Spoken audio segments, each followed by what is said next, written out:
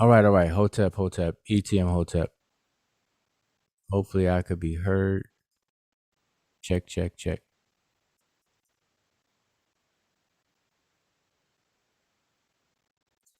Peace to the chat. Peace to Kafre Ahmos. Peace to Mika. Peace to Niwasara. Son Damo. Damien Damo. Alexander. Hotep. All right, all right, all right. Yeah, that's a throwback intro. Hopefully y'all can hear that. Let me know if you all heard that.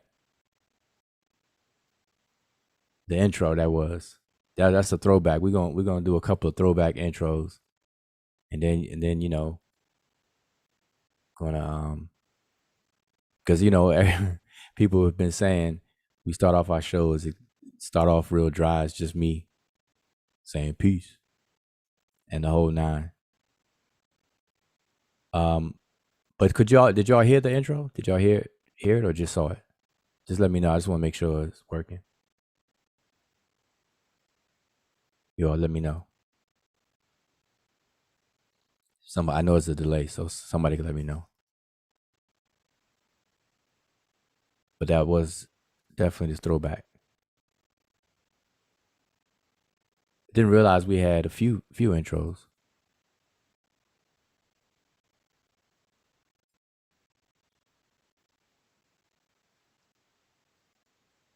Yes, loud and clear. All right. So I'm going to be passing the link out in just a second, but I want to just set this conversation up. All right. So I want to have a conversation. I know, it's Monday and don't want to run too late or anything, but I do want to have a conversation. And so the title of this show is White or Black, Who Cares? All right. And so let me ask you all, just take a guess. What do you think that this conversation, what do you think the title means of this video? The title is White or Black, Who Cares? Where do you think I'm going with it? I'm just curious. So, and like I said, I know there's a delay. So you all type in the chat. Let me know what do you think that means? Because I might not even have to say anything. If if everybody in the chat already gets it, then hey, we could just throw a party. I'll go get some cake and ice cream, throw in some music. I think Zane could DJ. Sunette Safa, to make sure the hors d'oeuvres are there. I'll bring a little finger food. The color of the Egyptians. Yep, the color. Well, I mean, I said white or black, like, okay. Of course it's color. But white white African power or black African power. um yeah, I think you all will get it. So I'm preaching to the choir. And so I think I realized it. Oh, Emika said it means a slow bus conversation is about to ensue if there's someone who cares on the part of who cares. Peace and smile. So peace to the chat. All right, so let's get into this. I'm gonna post the link. All right, let me do that. Oh, actually, I can't do that just yet. Give me 1 second. I'm gonna post the link. If you want to chime in, I don't want to run this show very long. So I want to kind of just come in, let's discuss this and get out. And I know y'all are probably laughing because that seems impossible for me, especially with an hour. I have an hour. It takes me an hour to leave. And I'll take that because it's true sometimes. I can't argue against that. I'll tell you all at 12 midnight that I'm ready to go, then we'll be still talking at 1 in the morning. And that is true. Okay, so there's the link. So you all click the link. Come on in. I pinned it to the top as well. So let's talk about this. Black or white, who cares? So more specifically, And you all were right. Everyone who understands basically the conversations that's been ensuing, as Emicat puts it. Even right now, right now, and I'm gonna tell you what made me go live right now is because I get YouTube notifications on channels I'm subscribed to, and I check them out on my phone, and I'll just kind of peruse YouTube land, the YouTube streets, and see what's what. Because I don't really watch TV, so if I do have time and I want to watch something, I'll check out YouTube, um, look for some documentaries and things like that. So I was looking based on the notifications, and I noticed that there's a conversation about, well, actually two conversations right now at the same time live. There's two channels that are live that are talking about the skin color of the ancient Egyptians, whether they're black or not. And for the life of me, I've been saying this for years now. I've been saying it for several years now. It doesn't matter. It shouldn't matter. At this point. Now, if you all know me and have been around me for a while and listen to the things I say and the conversations I get involved with, I don't flat out and say, okay, forget about the ancient Egyptians, who they were, because people mistake knowing who a people are with knowing whether they're white or black, because you can know who a people are totally not even categorizing them or crunching them into categories of white or black. So I'm going to say this right here on at the beginning, is that that's not what I'm saying. The identity of the Egyptians are very important, and it's a critical issue within the context of studying the ancient Egyptians and their culture. But what's crazy is the arguments of whether they're black or not. Okay, so this is why the title of it is Black or White, Who Cares? Because what I find over the years, and I've been dealing with this for years now, for over 10 years now, 10 plus years. And in all 10 plus years, I see these arguments pop up all the time. And they never, the people that argue these points, they never get past that point to actually study the genius of the ancient Egyptians. People always stop at, well, were they black or not? And then that gets into a circular, chasing the tail argument to where they never get past it to even study the ancient Egyptian genius, the psychology of the people. What made the people do what they did? And all the great accolades that we give to ancient Egypt, what is the genius that produced that? What made that happen? Where's that at? How? Why they do that? Where's the genius at? See, those conversations are now they happen, but they're far, far in between the arguing and fussing about whether the Egyptians are actually black. So anyway, I'm asking the question. It's rhetorical. White or black, who cares? Who cares at this point? For 5 decades, over 50 years, people are still arguing whether Egyptians are black or not. Did they call themselves black? People are saying the very name Kemet means the land of black people, and all kinds of nonsense like that, only to focus on that very thing.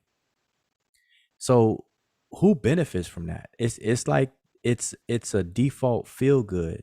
Like we are so in need and so desperate that we have to argue whether the Egyptians are black or not, only to claim them as us and then feel good. That's really the end game. They're black, now what? I mean, ask people. The Egyptian, for people who believe that they're black, tell them they're black. So if somebody comes to me and say, hey, Egyptians are black, I'm gonna say, you're right. Now what? And then it gets quiet. The Egyptian, somebody comes and say, the Egyptians were not black. I'm gonna say, you're right. Now what? It gets quiet. And that's what I'm saying. Not enough effort and energy and time is put into studying the actual culture, the actual people, what they did, the psychology that gave birth to the genius that produced all the different things that we credit Egypt for, ancient Egypt for. People don't get into that because they're stuck on whether they're black or not. Really. I mean, listen to the conversations. Listen to the conversations. There's two conversations going on right now. Obviously, I'm not there to listen to the whole conversation, but I've heard enough arguing over whether Egyptians are black or not. And at this point, I think it's willful ignorance. It's like it's to me, it's crazy. So I'm asking the question rhetorically: white or black? Who cares? Because I want to get off. I want people to start getting off of that. That's where the who cares comes in. Get off of that and get into the genius of the people. Because we understand other cultures and they have genius within the culture. So, for example, Chinese culture from ancient times up until today, Chinese culture is Chinese culture. Now, when we raise the issue of Chinese culture in a conversation, no one is arguing whether they're black or not. People bypass that and they actually talk about the actual Chinese culture. What did they do? How did they do it? How long ago? How long did they develop this? How long did they develop that? What contributions to the world did they have in the past? Do they have now? And so on and so forth. It's not muddy with whether they're black or not. But only when we come to Egypt, all of a sudden, boy, Egyptians are black. No, they're not. What are they then? And then you get a bunch of answers. Well, they're Caucasian. Well, Caucasian was a term that was used for skull types, the Caucasoid skull type, instead of the Negroid skull type and everything.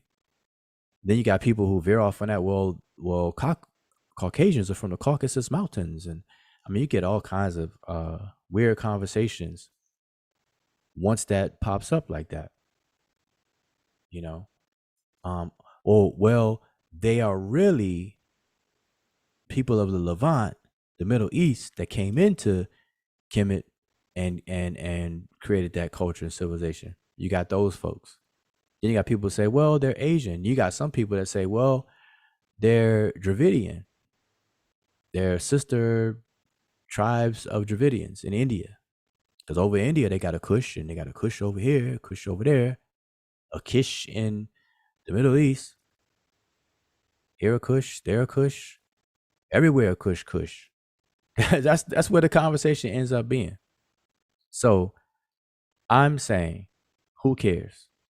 Because if you agree with anything that somebody says along those lines, watch how quiet the conversation gets. Just agree. Try it. Just agree. Just whatever they say. If they say the Egyptians are aliens, say yep. And then say, now what? Watch. I've done it. I've done that many times, and it never fails. The conversation will die so fast because people are expecting you to resist and push back. So they say, the Egyptians are not black, right? They're expecting you to say, yes, they are. And then they got a whole rebuttal speech to rebuttal when you say, yes, they are. But the moment you say you're right, all of a sudden, won't. The conversation is like, whoop, it's killed. You know how a song has a fade out. That's exactly what happens. The volume just comes down till it's nothing. Anyway, so I put the link. So if y'all want to have this conversation, tell me what you feel about Egyptians being black or white, the importance of it. Does it matter to you? So that's what I want to ask the chat. So come in and let me know. The Egyptians being black or white, does it matter to you? And why? I want to hear that. So I know there's a delay. I think we have a person here now. Uh Lionel. So first say peace to you, but Can you hear if me? you want to, yeah, I get you. How's my audio, brother? I get you good. Oh, cool. Yeah, first of all, I'm a long time listener. Love you guys' show. Signed up for the classes, and I'm gonna get to it when time permits. But yeah, I agree with you, man. It doesn't matter, but I'm more interested in why the question even comes up, or why the need to even answer it even comes up, because I think it's a issue of us dealing with our uh, affected ego based on our history in this country. Hmm.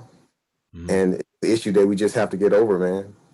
I mean, we wanna blackenize every people in the past, everybody, everything, and it's to our own detriment, because we can't even move forward and really, as you often say, get to the genius of not only Kemet, but the ingenuity and progress of other cultures in the past. I mean, we can't even get past that because we just want to make everybody black, and it's we got to get over it. We got to find a way to get past it. Exactly. And so that's been my battle cry for years though. So I've been doing trying to do my part in being consistent when I see it pop up. I try to chime in and bring the conversation to that question of does it really matter? And I know that if I just come out and say that without prepping it, then it makes it seem like um we don't that, like nobody should care about who the Egyptians are in terms of their identity. And that's where I would like the conversation to start actually is, and I ask this question all the time or point this out, that in ancient times, like first of all, identity itself, the concept of identity is multi-layered. And I don't think I did a show specifically on this, but I know it came up in different live streams. And I try to explain how identity is multi-layered, different levels. And so you have an all-inclusive level at the top to a very, very specific level at the bottom. That's how it goes. It follows the same pattern as any taxonomic labeling system or category system, which is perpendicular, going from top down, the x-axis. And then you have ontology or categories themselves along the y-axis. And I explain this. So, for example, matter of fact, I think I have something I could show while I'm saying this. Um, yeah. So let me just switch this over while I'm saying this. Everybody, anybody who's familiar, they know that I'll pull out the whiteboard in a minute. So let me spotlight this. Okay. So this identity here, let me just bold that up. All right, so identity. Now there's different levels of identity. And this is something people have to understand, that grouping, like we could use the word grouping. Like when you want to group things together and have multiple groups, obviously the fact that you have one or more than one group, two or more groups, what you're actually doing without saying it and without focusing on it, but it's inherent in doing it, is you're setting up an inclusion rule or formula and an exclusion formula. So if I have okay, I'll do this. Let me change this over. This is a good example, and y'all don't mind me. All right, so let me erase all this. All right, so let's start with identity, right? I'm gonna use this as an example. If I have a category called coins. All right, so I have a category called coins. So I have a grouping called coins. So I have a big pile of coins. And that's what I call them. I group them together and they're called coins. Now, what somebody will can notice is that coins are different than let's just use what we always say, dollars, paper dollars. Let's just do that way. Well, it's not really paper, but people get it. So what I've done is I've distinguished one group from another group, and I have set up an inclusion formula and exclusion formula, which means that everything that's made of some kind of metal and whatnot comes into this group, and if it's not made of metal, if it's made of paper, it is excluded. And then those that are excluded from here, made of paper or fabric or whatever, it falls in this category. So that those are called inclusionary and exclusionary rules that are inherent in any categorization system or grouping system, period. Like, this is not something that needs to be studied. We don't need a PhD about it. This is something that all humans do every day, all day, 24/7. Okay? This is what we do.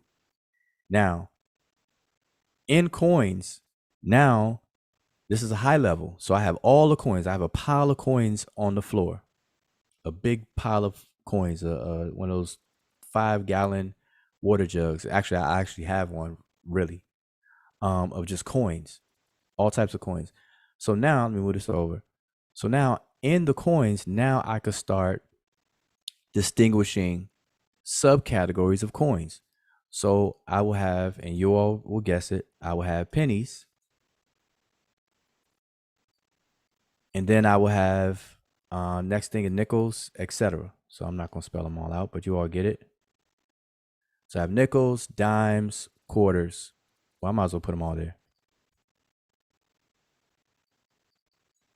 Dimes, and then quarters. Of course, we have half dollars and all that, but we're going to skip that. Okay. So now I have subcategories. So notice, so here's what's happening. And I can actually bump this down. I want you all to witness this. I hope you all are paying attention. So notice how I'm moving this down. And I'm going to put above here money. So notice what I just did. I've actually bound these two together by the word money. So money is made up either coins or paper, fabric, dollars. Coins are made up of pennies, nickels, dimes, quarters. And then on this side, I'm not going to do it, but on this side, I could put $1 bill, the rare $2 bill, 5, 10, and 20, and 50, and 100. You know, I could put the denomination of paper money that we use. Okay, but notice what's happening here. As you move up, it's inclusionary, because money includes everything below it. But as you move down, it's exclusionary, because quarters are not dimes. Dimes are not nickels. Nickels are not pennies, etc. And quarters are not paper dollars. But yet it's money. So this is how identity works. Identity is simply, the way we use it is simply a categorization tool. And all humans do it. We all do it all the time. It's to categorize and it's to distinguish. Those two key words, to categorize something or distinguish something, to make a distinction. All right. And that's what's going on. So when we go back to strictly identity in terms of human populations, now we're dealing with human populations. So let me ask, I don't know who's in here still. Let's see who's here. Oh, it's just us. We had brother Duarte, Odara, Hotep. Hotep, brother. Hotep, everybody. All right. So I guess this is for the chat as well. And I know there's a delay, but here's the question. Get my cursor back over here. So we're gonna do the same thing for human populations. What I did for coins just now. All right. So look at the coins again. But I want y'all to pay attention to how I just did that. So we first start off with coins. Then we made a separate category of paper dollars. These are distinct from each other. Under the coins, we can label them pennies, nickels, dimes, quarters. But I connect. So here's the thing: pennies, nickels, dimes, quarters are tied together under the name coins. Coins and paper dollars are tied together under the name money. So what you're looking at is a is how definitions and identity and groupings and everything work. And collectively, we call this a combination of ontology and taxonomy. Ontology, separation of categories, taxonomy are the hierarchical levels within. Okay. So the hierarchy of money would be you have coins, paper dollars. Coins, you have those paper dollars, you have a set that I didn't type out. All right. That's straightforward. Nobody will have a problem with that. No arguments. Nobody fusses about this stuff. But when it comes to human beings, though, we get a lot of arguments, a lot of fussing. So notice that money is the top level for this. So when dealing with human beings, what will be the top level? So that's my question to the chat. What should I type here as the top level? Right here at the very top. Okay. What should it be? Put a question mark for now. What should that be? So I know that there's a delay, but I want you all to tell me now. What is the very top level of that? When we're trying to do the same thing I did with coins, but now with the human population. What's the very top?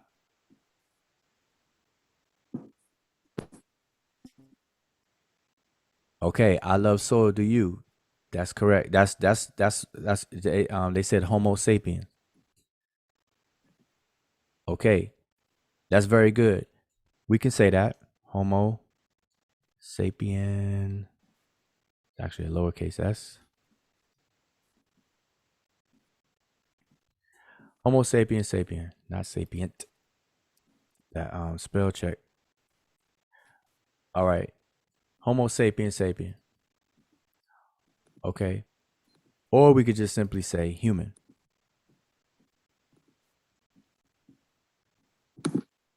Humans. So what this does is it sets up a container. So now we're talking about humans. Okay. So humans. So let's just go here. Cause now I can go further up, but I don't want to go up and get into taxonomy right now. But we're just gonna start from here. So this is the thing. So now how do we categorize humans now? All right. So this is the issue. How do we categorize humans? So remember when I did coins and I told y'all inherent in doing this are inclusion and exclusion formulas. Pennies are not nickels. Pennies are brown. They have Abraham Lincoln on the front and the Lincoln Memorial on the back. If I'm not mistaken. Man, we been using cards so long I forgot what a penny looks like. Nickels have Jefferson on the front, on the heads. The dimes have Roosevelt. Quarters have George Washington. They're distinct. Okay, we can make that distinction. So what makes them different is the size. Each one of these are a different size. Each one of these are I think they have a different metallic mix, you know. And then they obviously have different artwork on the front and back that makes them distinct. So, what are we going to do for humans?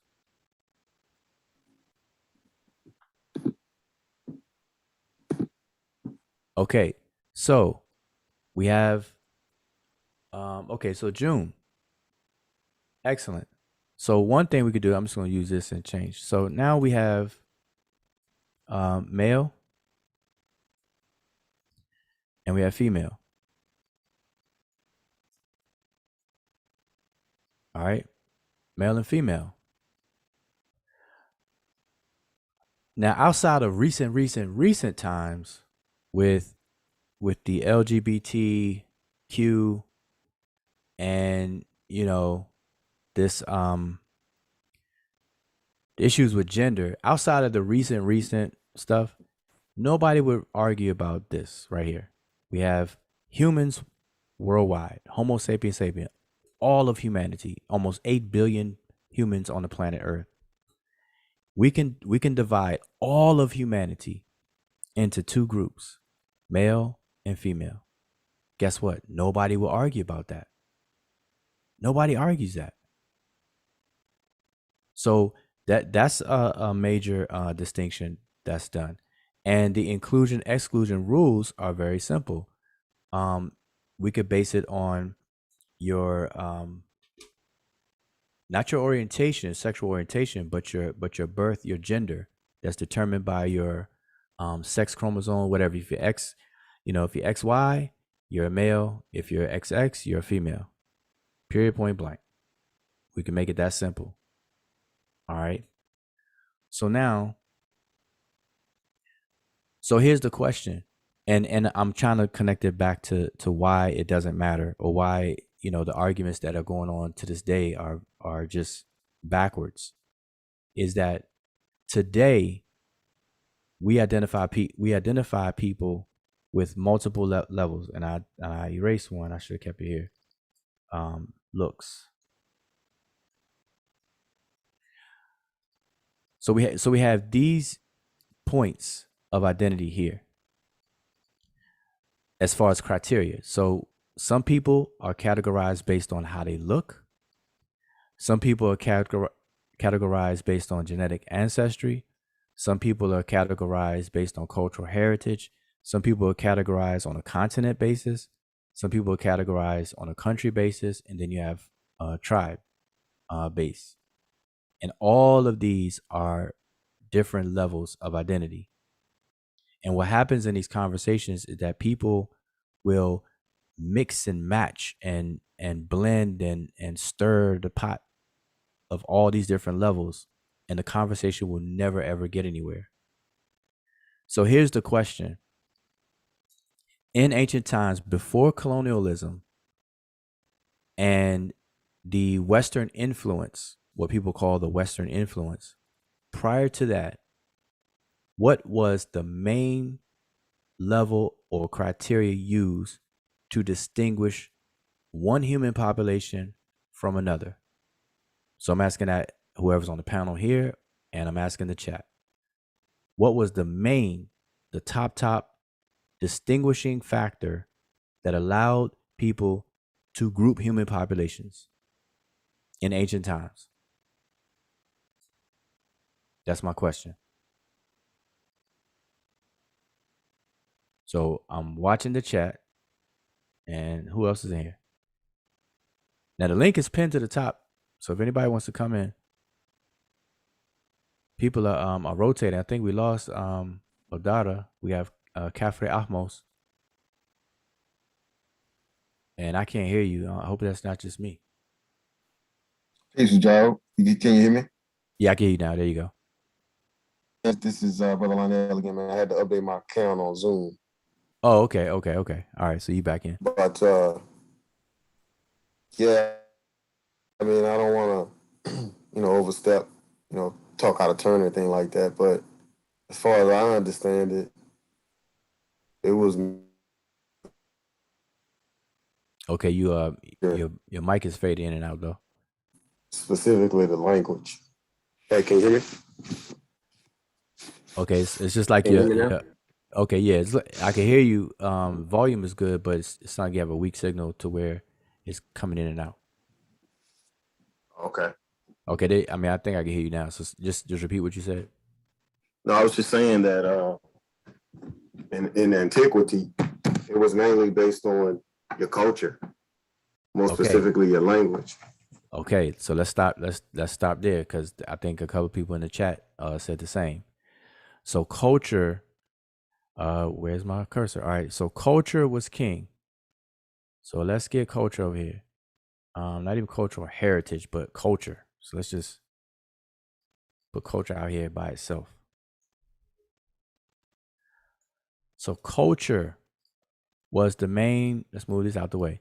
So culture was the main thing. So what ancient peoples did, what ancient people did, they identified culture and then grouped the human populations accordingly. And you said one of the main elements of that, even within culture, was language. And that's very true. So if we just use language now, then however many languages there are that are spoken, that's how many human population groups there are, according to that rule, that formula. If we're going to group human populations based on culture, and the main aspect of culture is the language, then if we have 1,000 languages, that means we have 1,000 human population groups, because I can make a distinction between these different languages. Has nothing to do with skin color, has nothing to do with genetics or anything. So that's very true, culture. But there's other aspects. I know you said language is the main one. There's other aspects of culture that make up culture, but culture is a good word to use that encompasses all of that. So we have culture. Now, here's why the conversation on whether Egyptians are black or white doesn't matter. Because in ancient times, culture is king. Culture was king. And if they grouped human populations based on culture, and human populations seem to group themselves based on culture, then discussing the skin color of people becomes worthless, because it doesn't fit or anchor into the conversation. Because you can have people with multiple skin colors having the same culture. And we see that today, big as day, in the United States. The American culture is part and parcel of many different people's skin colors right here in the United States of America. We're part of the American culture. I'm in the United States of America. I'm a United States citizen. I live in American culture, but not everybody looks alike who also practice or lives an American culture.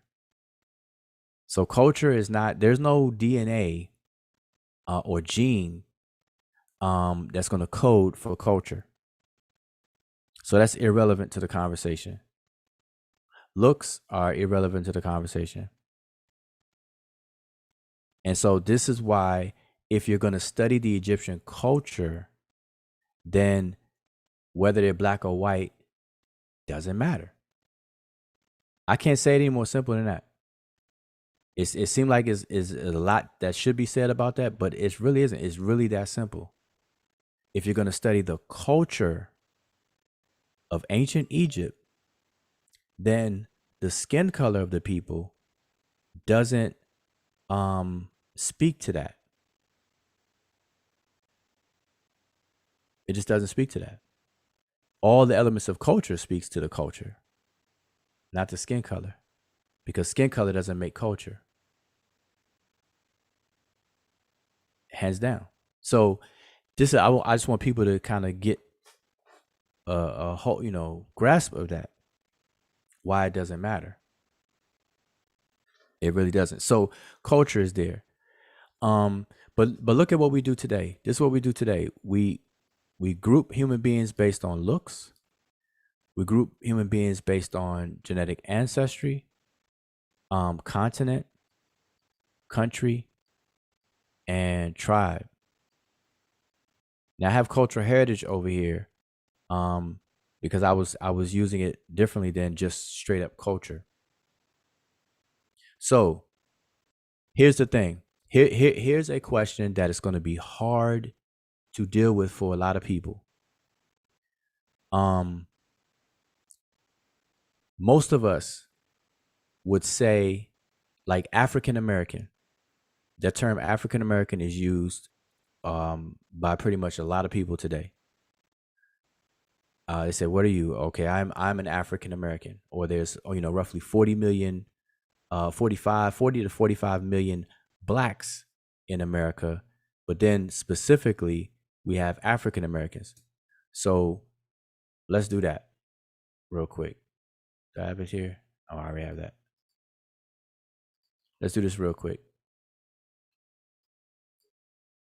And I know I've done this before, but y'all just bear with me. So we have blacks, right?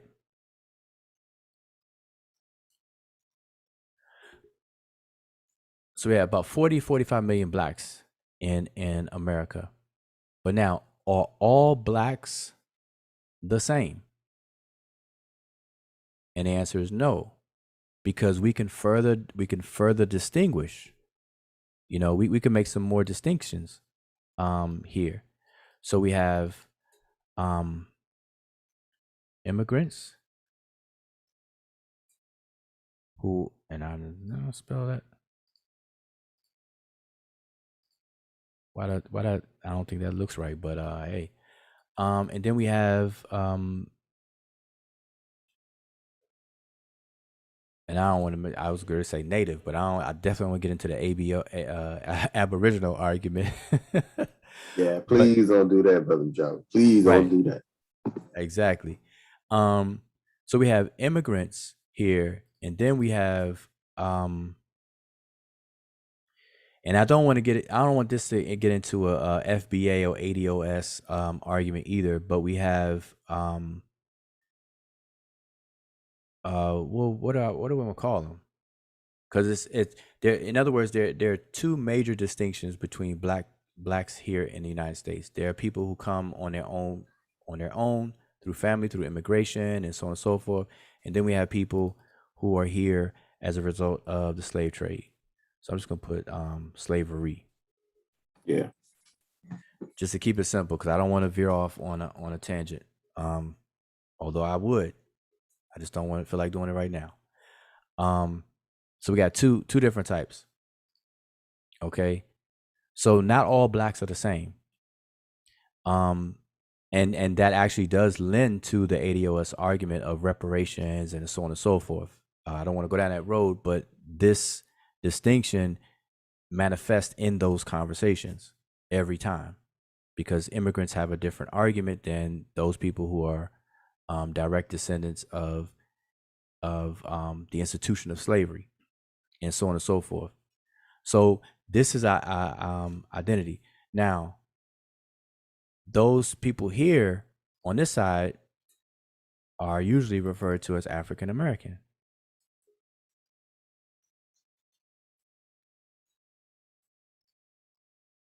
And immigrants, although being black, now both are considered blacks or black. Immigrants usually identify with their native country or their most recent country. So people from the Caribbean will say, well, I am Jamaican, I am Trinidadian, etc., etc. But they'll be in America and they'll be considered black. African Americans is in a unique situation because it is a bigger gap of a disconnect. So African American, so we name an entire continent and not a country in the continent. Whereas immigrants can name a country and not so much a continent. Now some people say Caribbean American, but that's very broad and vague. Just like African American, it's very, very broad and vague. That's a whole continent, it's biggest continent on very, very big continent.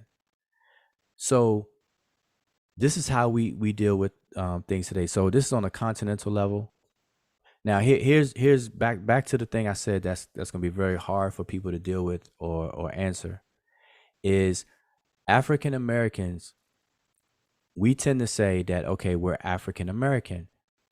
So the question is, what makes you African? So in this phrase, we're just gonna use African American as the phrase. So I'm gonna take slavery away now.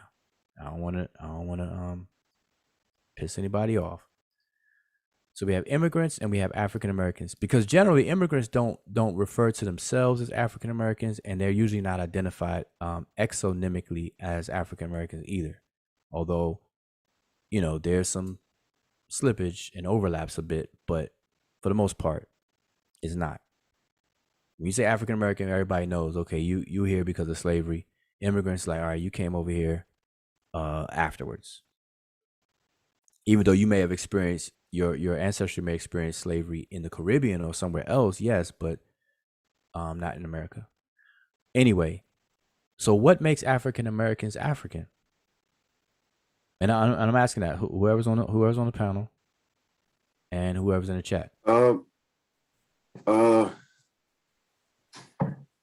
I guess the best way to kind of explain it is I'll defer to Brother Sar. I mean, I listen to his channel as well, but essentially we're Americans with Africanisms. Okay. We're not African in the strictest sense of the word. I mean, a lot of our people really have no connection to the continent. Okay. So now that's a good answer. I mean, that's the answer, but and that's fine. But what do the majority of people? What are the sentiment of the majority of people who refer themselves as African American? What do they mean by African in African American? That our common descent, our descent, our ancestry is situated in Africa. Right. Okay. So they're basing it primarily on a genetic ancestry. So let me bring this over here. So they're basing it on a genetic ancestry, right? Because I want everybody to follow this. Okay. So we're gonna invoke genetic ancestry to label ourselves African American. Right. Now, okay. Now, going back here, Homo sapiens sapien, humans. Every single living human being on the planet today can trace their genetic ancestry back to the continent of Africa. So, let me put that over here. Genetic ancestry. All living humans trace back to Africa genetically. All living humans can do that. So for us to invoke genetic ancestry, and based on that, we can claim African, then every human being on the planet can do the exact same. So I just want everybody to follow the logic. Okay. We're identifying and claiming Africa, invoking genetic ancestry. Well, every human on the planet has genetic ancestry going back to Africa. So if every human, now I want y'all to understand this process going from top down. Let's go back to the coins. Where are the coins? All right. Going from the top down, the purpose of going down in hierarchy is to become more distinguished. So you're making more and more distinctions, more and more distinctions. You're fine tuning. You're becoming more detailed. As you move upwards, you're coming from down to going upward. You're becoming more and more vague or more and more inclusionary. So coming back here, we already had an inclusionary label, blacks, that covers both Both of these are tied together under blacks. We move down to this level. This is zero, level zero. We're going down one level. We want to be more distinguished, more detailed. And that's what we did. We have immigrants as opposed to African American. But now when I ask the question about African American, that's defined as with if we're going to define that as genetic ancestry, being of Africa, well, all humans can do that. But this is an all-inclusive label that actually goes above black, because all human beings have genetic ancestry going back to Africa. So we can't define African American by a rule that applies above it. And Also, I'm telling too, you, go ahead. Also, too, Jau, and I don't mean to cut you off, bro, but and it's you're spot on with your build. And a lot of times when we talk about identity is supposed to inform our identity is a prescription for behaving, right? It informs who you are and how you're supposed to interface with, you know, the society, right? So when we are saying that we are African Americans, and we are attaching ourselves to Africa genetically, right? That isn't really informing us of our current identity here in America. And a lot of us try to go back and get some type of religion or worldview in West Africa and try to bring that worldview and culture and religion to America. And there's a lot of difficulty there because it's in a different environment and in a different culture here in America. And we just run into a lot of issues with trying to go back, you know, psychologically go back to Africa and get some type of West African or Central or Southern African worldview and lifestyle and religion and try to bring that back to America. And, you know, I just wanted to point that out as far as identity. Well, that's absolutely correct. And I want to underscore, underline, bold, and highlight the point here. So, because this is a demonstration in real time, I'm asking questions and I'm walking through the logic point for point. Okay, I use money as an example because people don't identify with that, and this is easy to talk about. Like, nobody's going to argue with me on this. Money. And then money comes in two major forms: coins, paper dollars. I could put credit cards over here, but I'm not trying to spread it out. And then coins here. Nobody's going to argue this. Nobody's going to go live and try to set up a debate, a pay-per-view debate, and anything about this stuff. Okay, so that's why I start with something that we all can agree pretty easily. But you build the logic. The logic is gonna that's here is the same logic that's gonna apply here. We can't have inconsistent logic. And this is something people are going to have to start getting used to. We got to start understanding what logic is and how important and useful it is. But here's what I did. So I start off here. I said blacks. There are about 40 to 45 million blacks in the United States of America, according to the census. Okay, roughly. Among that larger category of blacks, we have two major subcategories. We have those who are first, second generation immigrants, maybe third. Then we have people who are here as a result of being a descendant of someone who was kidnapped, survived the institution of slavery enough to bear children, and thus we're here. Okay, I fall under this category. My family did not immigrate here on their own, in recent times. Okay, so I would be thrown in this bucket, African American. But here's the question I asked. I'm saying, what is the African part of African American? And so we're only dealing with it one at a time. So the first one is this one. We invoke genetic ancestry, and we just have to be honest. We say that we're African American because we're of African descent. And we'll say that I am of African descent. Well, guess what? All human beings living today are of African descent. All human beings today.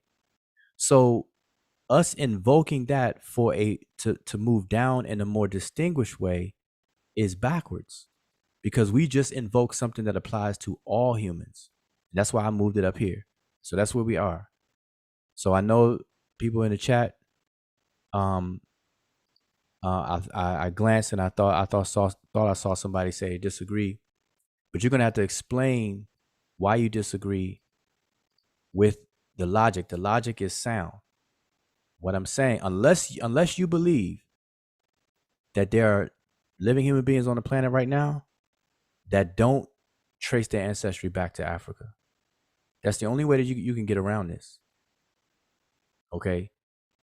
But now, mind you, I'm only dealing with one aspect: the invocation or invoking of genetics or African descent through genetics. So what's another one? So we know that one doesn't work because that one belongs up here. Because now if I leave this here where it's supposed to be, then we have blacks and we have that. Then I have to make some other categories over here in subcategories. We have people called blacks. We have people called whites. We have people that's called I mean, it's crazy that you have two colors and then it just goes off into ethnic names. We don't even use colors beyond black and white. You used to use yellow and red. There's confusion. Right, exactly. But I'm not going to do that. But for the sake of showing the consistency, let's just put white over here. And I want everybody to start seeing this as levels. So this is a level. This is a level. This is a level above. But see, now notice how I can tie immigrants together with African American with the category of blacks, because blacks are comprised of immigrants here in the country and African Americans. Yeah, I was going to say that in regards to the genetic ancestry, I think most people will say that it's not just talking about like just blanketing it like that, but it's more like a recent. But then now that you mention it, recent would also apply to the immigrants on this side as well. So that will be invoking that is just, we might as well identify as blacks, right? Right, but let's talk about that for a second. In a second. But I'm gonna keep drilling this home. This is how this is done. Okay.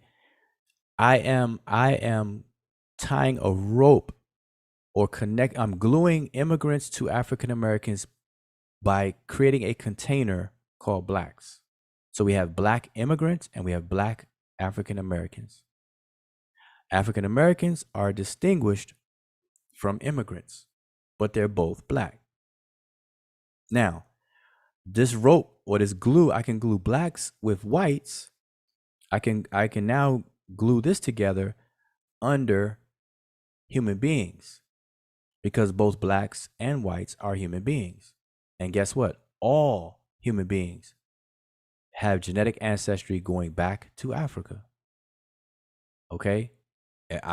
Everybody has to understand that and get that. There's no refuting that. So if you're wrestling with it, just let it marinate for a minute.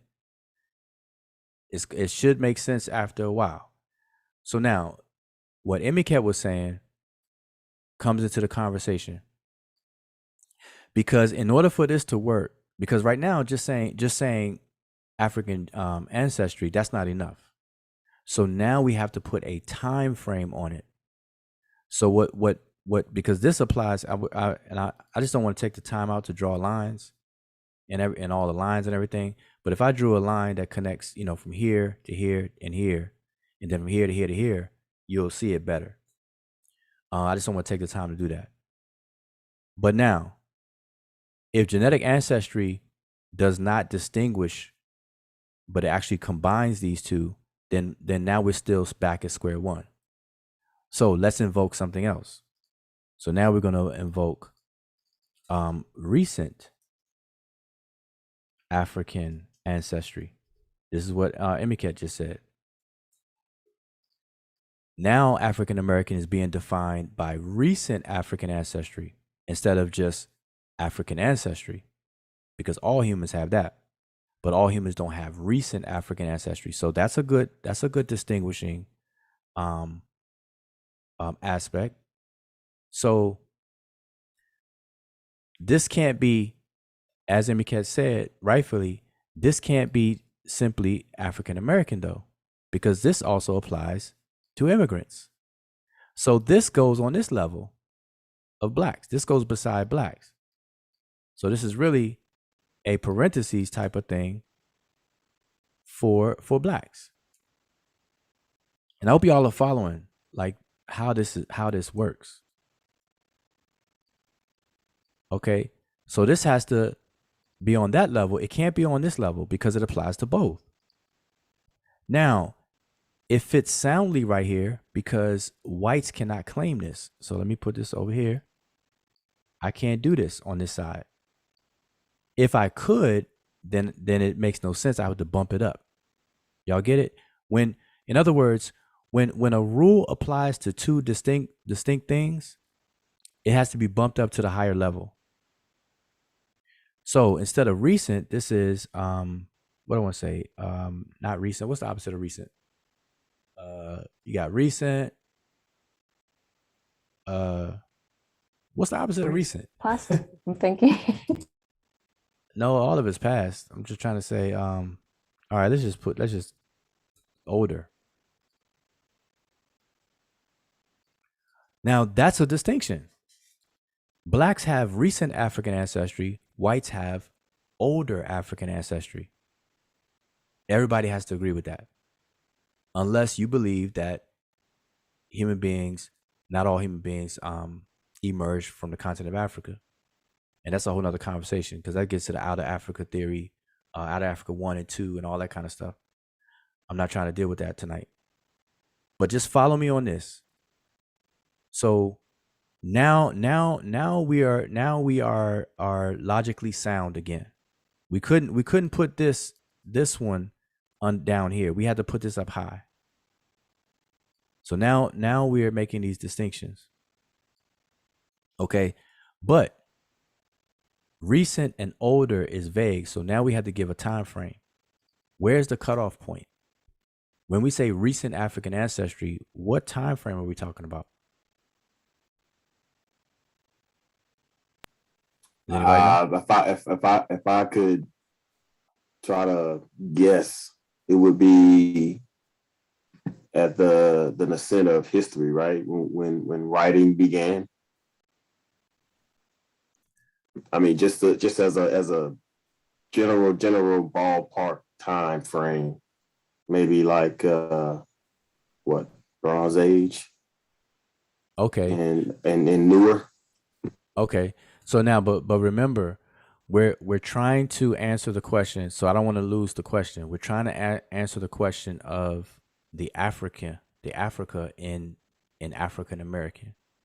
Now we try to invoke genetic ancestry full stop. That doesn't work because that has to be pushed up top because that applies to everybody. We can't invoke recent African ancestry because it applies to a group outside of the African American group as well. So we had to push it. We had to push this up here. We can't leave it on the same level. We had to push it up here because it applies to both. So now we're back at square one. So I'm gonna ask the question again. What is the African implying in African American?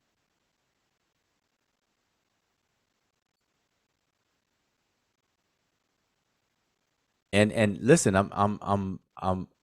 I've been through this several times with people, and so I remember I started off that this is some people may have a problem with this, with talking through this, but I'm gonna tell you, I can fast forward the conversation and tell you where we're going to end up. We're going to end up with a lot of things that we think are identifiers. They're not. They really have no value except just an exonymic name applied to us. We accept it, we use it. But it has no working value, no utility for us. Yeah, I mean, it doesn't inform us as to our culture and how we should move about in the world. I mean, it's just it's a whack social construct. So, and I think somebody had a hand up. I just looked in the here. The preacher. Peace to you. I don't know if you have a hand up. You wanted to speak.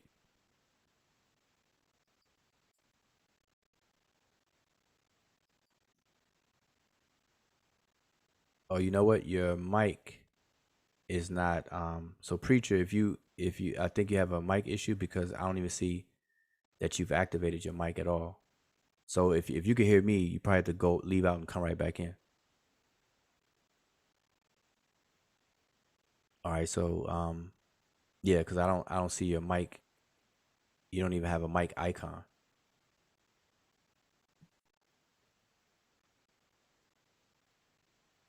All right. So back to this. Now listen, I know I'm having this conversation, and I know people who are listening to me have this conversation may have a little rough time dealing with it. And whoever you are have a rough time, I wish you would click the link, because I don't have these conversations just to have them. Like I'm not trying to fuss or anything. I want to actually talk through this, just like I'm doing. And if you don't agree, or if you find some kind of fault in it, I want to hear from you. So, the YouTube, Zoom, lag and stuff, that's crazy. I can't wait 30 seconds for each response. So I'd rather you click the link so that you can, speak if you want to do that. But I'm going to continue because there are people who can follow this logic. It's very simple. It's very simple. And it goes beyond how we feel. It goes beyond what I like, what I dislike, and everything like that. This is straight up logic. So again, let me repeat, because I don't want people to think that they even stand a chance to refute what's being said. All Homo sapiens sapien that are living today on this planet, roughly 8 billion. We're getting towards 8 billion now. It's 7 point whatever billion. All of us that are living, we have African ancestry. Every last one of us. So that's why I have this here. All living human beings trace back to Africa. Okay? So that is a all-inclusive bucket or container. Beneath that, we start to identify and separate and distinguish groups of all humans. So we have blacks, then we have whites, and we have more, but I'm only dealing with blacks and whites. In America, we roughly have 40 million black people.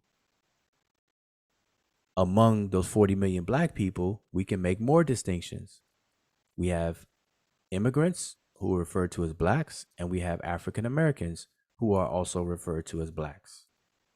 So here we are at the question: what is the Africa or African in the phrase African American? What is it invoking?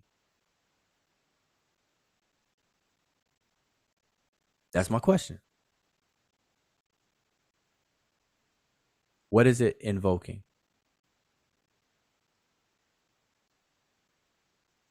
And so, I want people in the chat to answer that. And I don't know if my thing, I see Robert Rand said faulty logic. I don't know if he's talking about me. Robert Rand says faulty logic. Yeah, he said you're wrong, but I think it would be a good, because he said he can't come on a panel. He said he's gonna refute it tomorrow. But that would be a good question if you're on a chat, Robert Rand. What you could answer that part, because it's really trying to get everybody's take on it and put it and see how it works on that hierarchy level. what is it?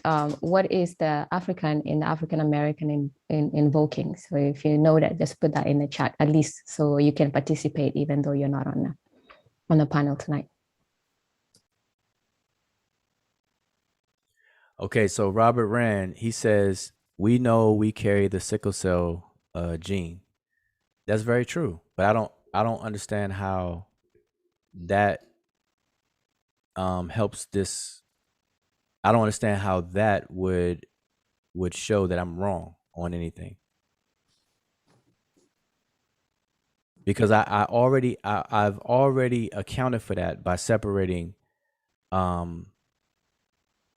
categories already. So I'm already there at that point. And so if you want to say, okay, so let's use Robert Rand's invoking. Let's say, okay, sickle cell trait.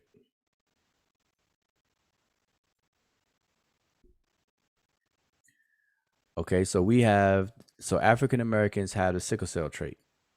So, I'm gonna put this up close up under here. I don't want to make it seem like it's another level.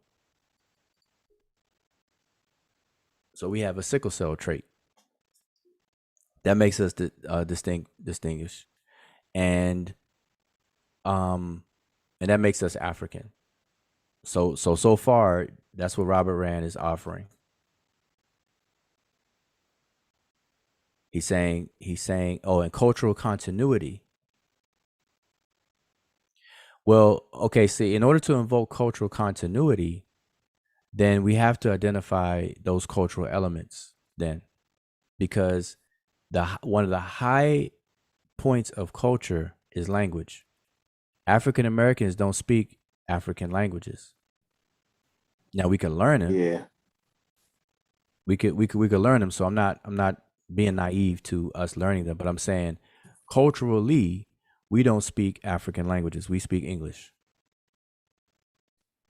Yeah, okay. That goes back to the Africanisms I spoke to earlier. I'm in Louisiana, so the Creole and and many of the other languages or the dialects down here. It's a form of Africanism. It's not innately African. I mean, it's like a gumbo of all kinds of stuff. So it's the cultural deal. I don't understand what he's referring to. Okay, and then so Robert Rand says the religious practices, and again, so Robert, what I want you to distinguish though is not things that we can learn as an appendage. I'm talking about something that is within. So, for example, United States, although it's not a state religion or an official state religion, country with a state religion, country, is predominantly Christian, and a lot of blacks in this country are also Christians. He said the way we prepare our food. So Robert Rand, I'm confused because you said I was wrong, but everything you're naming, I have absolutely no problem with, and everything you're naming doesn't actually show that I'm wrong about anything, because I've already established a category. Let me move this out the way. I have the category of African American. And I'm simply asking the question. See, it's a difference saying I'm wrong about something versus me asking a question and then you just giving answers. Because what you're giving are like line items to answer my question. My question is, what is invoked when we say African American? What is being invoked? And what I'm saying earlier was we cannot invoke genetic ancestry. That's what I said. Because why? Because that applies to all humans. So we can't do that. So if you're saying I'm wrong about that, that's where you need to stay. But if you want to list out the things, then I'm perfectly fine by that, because you're actually listing out things that make the African American distinct. So you said sickle cell trait. What else did you say? You said, I'm trying to think, what did you say? The way we prepare our food. So let's just put food. What else? Name some more.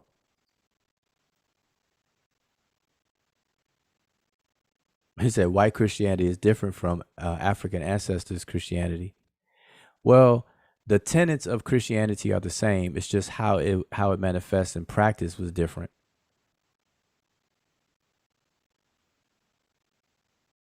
So we can't just say white Christianity is different from African Christianity.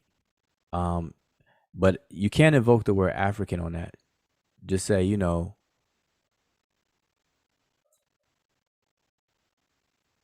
distinct from all other groups in the Americas. Okay, we're distinct. How? See, I think that the issue is that even though he's really not disagreeing with you, as in Robert Rand is not disagreeing with you, it's just that he probably is assuming at this point that you are trying to take away the African from the African American thing. So then he's listing the traits that confirms that there's an African in there when all you asked was what makes it, as you know. So there's really, you're asking a question, but he thinks you're making an argument, which is a difference. Because the way we worship was strictly African.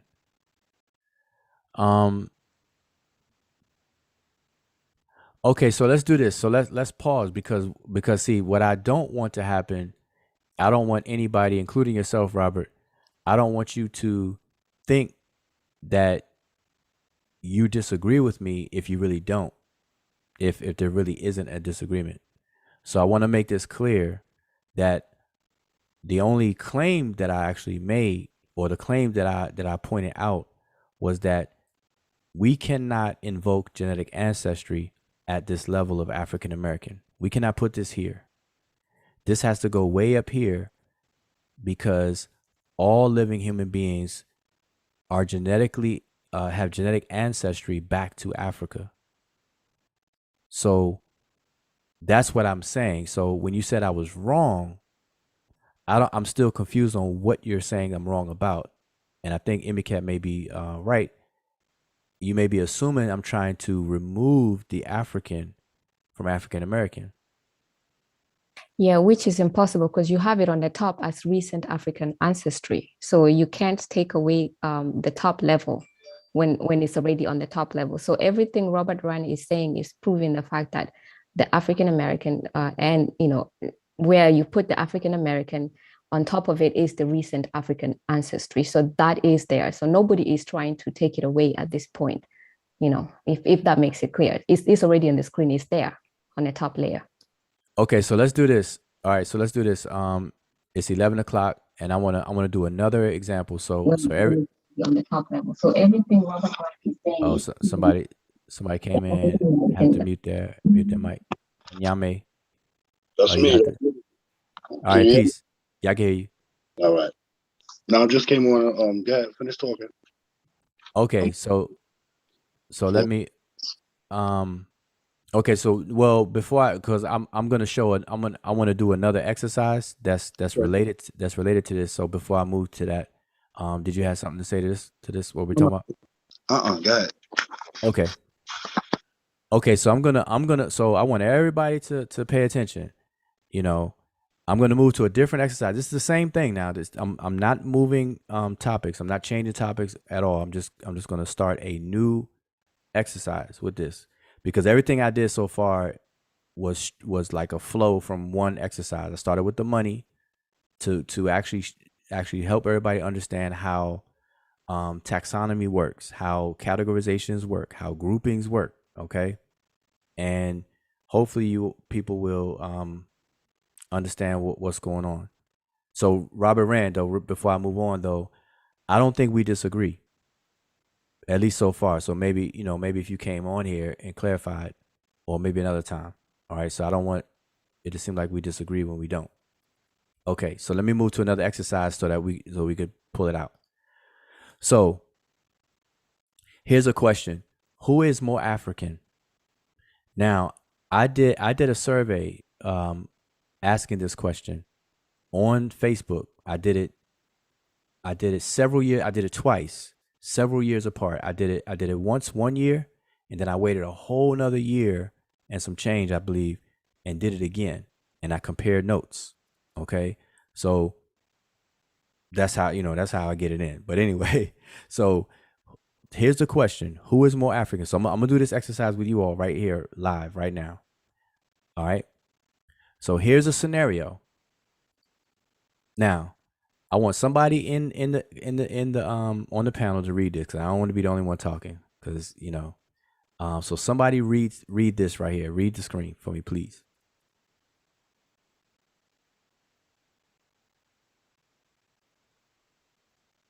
Hi, my name is Ayanda. I was born and raised in an African country. I have an African name and I speak 3 African languages.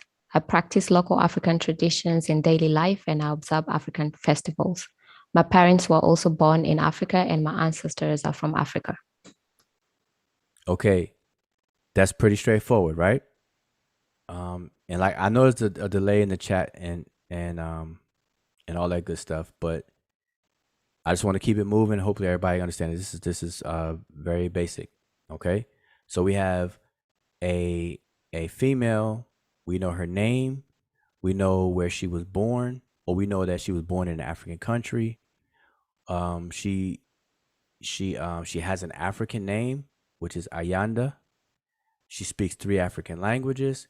She practices local African traditions wherever she lives. In daily life, she observes festivals, and her parents were also born in Africa. And she has ancestors who are also from Africa. All right. So remember the question. Don't get it. So who is more African? That's the question. So we have person 1, and now let's read person 2. So since this is a guy, I'll read it. Peace. My name is Anthony Jones. I was born and raised in New York, United States of America. I have a Roman first name, which is Anthony, and a Welsh last name, which is Jones. I only speak English and a tiny bit of Spanish from my ex-girl. I don't practice any African traditions in daily life, and I grew up in a Christian house, even though I'm not Christian now. My parents and grandparents were also born in New York. But before then, a few generations of my family were born and raised in North Carolina. My ancestors are from Africa. Okay?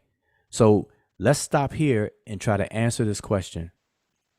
We have person 1 and we have person 2. And that's the question. Who is more African based on the data or the information that you have right now? And this goes for everybody in the chat and everybody on the panel. So, y'all can respond.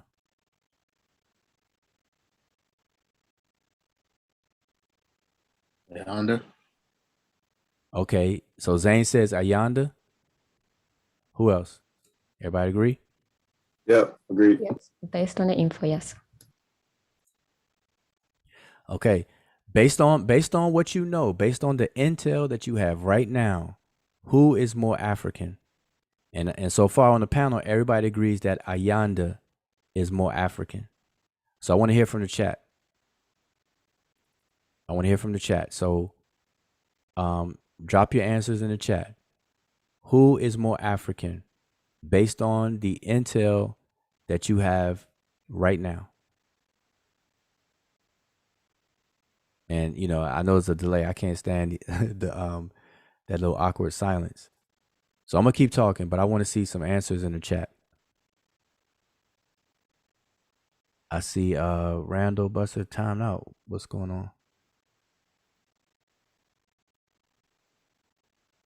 on? Damo, I think Damo tried to answer. Damo's probably like, one answer, nope, I'm changing my mind. Nope. People are waiting for the intel to change a bit. Don't be scared now. I'm gonna start calling people out. So Damo, what's your answer? Strife, what's your answer? Robert, did you go somewhere? Did my video pause or something?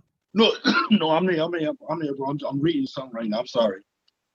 I'm listening to you, but I'm reading as you're talking. Oh, Robert. So you're Inyame.